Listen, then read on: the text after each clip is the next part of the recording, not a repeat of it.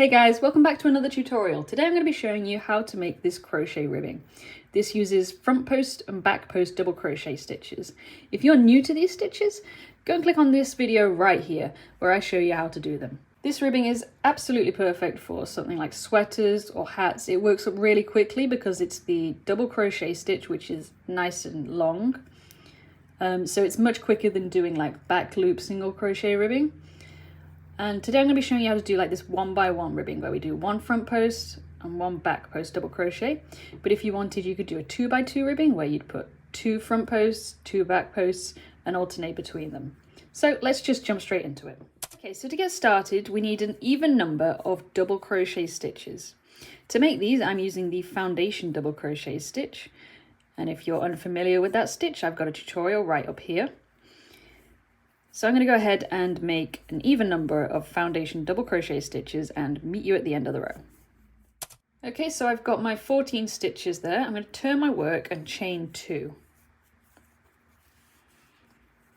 Now in this very first stitch here, I'm going to work a half double crochet.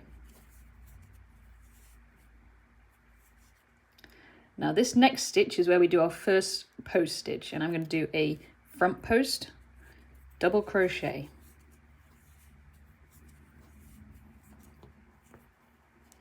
In the next stitch, we're going to do a back post double crochet.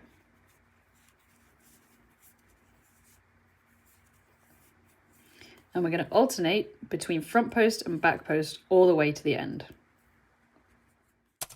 When you get to the end of the row, you're going to place a half double crochet in the top of that first stitch, or in this case, it's the top of that chain, to finish off the row. Then we're going to chain 2. We're going to do exactly the same thing as we just did in the previous row. I'm going to place a half double crochet in this first stitch.